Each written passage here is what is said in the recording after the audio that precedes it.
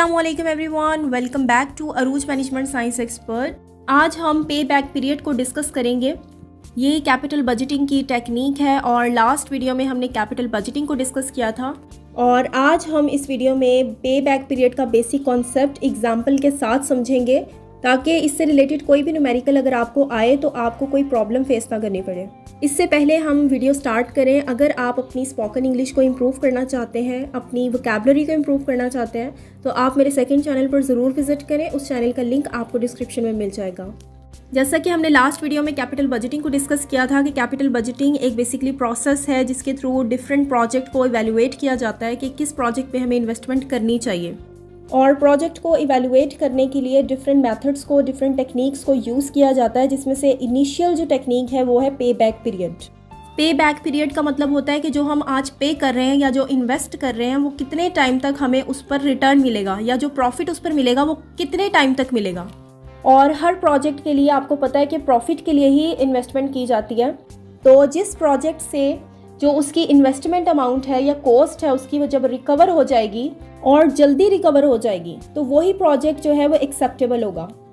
तो इसीलिए शॉर्टर जो पे बैक पीरियड है वो ज़्यादा अट्रैक्टिव होते हैं एज़ कम्पेयर टू लॉन्गर पे बैक पीरियड से। जिस प्रोजेक्ट में आपकी कॉस्ट जल्दी रिकवर हो रही है और उसके बाद आपको प्रॉफिट ही आना है उस कंपनी से, तो उस प्रोजेक्ट में आप इन्वेस्ट करोगे। और इसी तरह से अगर आपके पास एक ऐसा प्रोजेक्ट है जिसमें आपको जो रिटर्न मिल रहा है एक स्पेसिफिक टाइम तक मिल रहा है और अगर आपकी वो स्पेसिफिक टाइम तक कॉस्ट ही रिकवर नहीं होती तो फिर आपको प्रॉफिट तो होगा ही नहीं, क्योंकि आपकी तो कॉस्ट भी अभी तक पूरी नहीं हुई है। तो वहाँ पे वो प्रोजेक्ट जो होगा वो आपके लिए बिल्कुल भी सूटेबल नहीं होगा। तो पे बैक पीरियड प्रोजेक्ट की रैंकिंग में काफ़ी हेल्प करता है। इसके थ्रू पता चलता है कि कंपनी को किस प्रोजेक्ट में इन्वेस्ट करना चाहिए और कहाँ पर नहीं करना चाहिए। अब पे बैक पीरियड को कैलकुलेट कैसे किया जाता है, इसका फॉर्मूला बेसिकली क्या है? इसका फॉर्मूला है cash outflow divided by annual cash inflow. Outflow का मतलब होता है कि कितना पैसा आपके पास से चला गया है और इनफ्लो का मतलब होता है कितना आपके पास आना है। तो कैश आउटफ्लो वो अमाउंट हुई जो बेसिकली हमने पे किया है, यानी जो हमने इन्वेस्टमेंट जितनी अमाउंट से की है वो है कैश आउटफ्लो। और कैश इनफ्लो क्या है, जो उसके ऊपर हमें रिटर्न मिलेगा वो कैश इनफ्लो है। या तो आप ये फार्मूला यूज़ कर लें cash outflow divided by annual cash inflow, या फिर आप दूसरा फार्मूला यूज़ कर लें initial investment divided by cash flow per year. ये दोनों सेम फार्मूले हैं, आपको जो आसानी से याद हो जाता है आप उस फार्मूले को यूज़ कर सकते हैं। यहाँ पर कैश आउटफ्लो की जगह हमने इनिशियल इन्वेस्टमेंट का यूज़ कर लिया, उसका भी सेम मीनिंग है। और वहाँ पर हम एनुअल कैश इनफ्लो यूज़ कर रहे थे, यहाँ पर हम cash flow per year use कर लेंगे, तो सेम मतलब है इसका। अब हम इस फार्मूले को एक एग्जाम्पल के साथ समझते हैं ताकि कॉन्सेप्ट ज़्यादा अच्छे तरीके से क्लियर हो।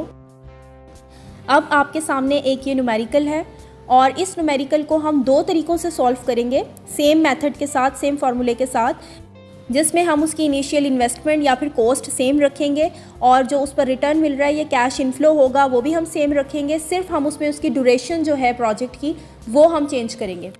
अब आप ये देखें कि इस क्वेश्चन में जो प्रोजेक्ट की कॉस्ट है यानी जो इनिशियल इन्वेस्टमेंट है वो है 2 लाख और यील्ड इस पे है, यानी यील्ड का मतलब होता है रिटर्न, जो कि उसके ऊपर से हमें प्रॉफिट मिलना है, वो है 25,000। हम समझते हैं कि ये प्रोजेक्ट ए है और प्रोजेक्ट ए ने हमें कहा है कि आपको आपकी इनिशियल इन्वेस्टमेंट पर 25,000 हर साल मिलेगा और कब तक मिलेगा? 12 सालों तक। तो हम यहाँ पर पे बैक पीरियड का फॉर्मूला यूज़ करके देखेंगे कि क्या ये हमारे लिए प्रोजेक्ट सूटेबल है या नहीं। तो हमने फॉर्मूला क्या देखा था, कैश आउटफ्लो या फिर initial investment divided by annual cash inflow. अब हमारा कैश आउटफ्लो क्या है या फिर इनिशियल इन्वेस्टमेंट क्या थी? 2 लाख।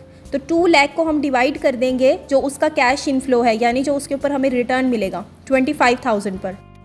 तो हमारे पास आ जाते हैं 8 ईयर्स। इसका मतलब है कि 8 सालों तक जो हमारी इनिशियल इन्वेस्टमेंट है 2 लाख वो रिकवर हो जाएगी। और उसके बाद आप देखिए उन्होंने कहा है कि प्रोजेक्ट की ड्यूरेशन है 12 ईयर्स। इसका मतलब है कि 4 साल हमारे पास और भी रहते हैं और वो हमारा प्रॉफिट होगा। तो इसका मतलब ये हुआ कि ये प्रोजेक्ट एक्सेप्टेबल है। अब प्रोजेक्ट बी में सेम कंडीशंस हैं, बस यहाँ पर 7 ईयर्स की ड्यूरेशन दी है, जहाँ पर प्रोजेक्ट ए जो था वो 12 ईयर्स की ड्यूरेशन बता रहा था।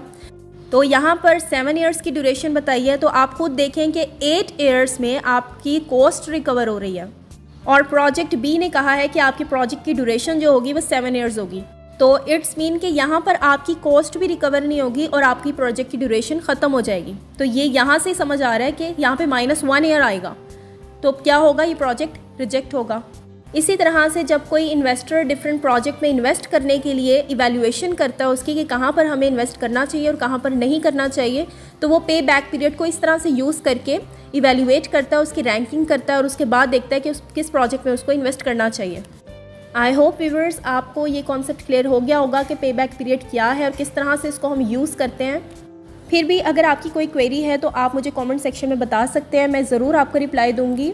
वीडियो अगर आपको पसंद आई है तो वीडियो को लाइक करके मज़ीद इन्फॉर्मेटिव वीडियोस के लिए चैनल को सब्सक्राइब करें।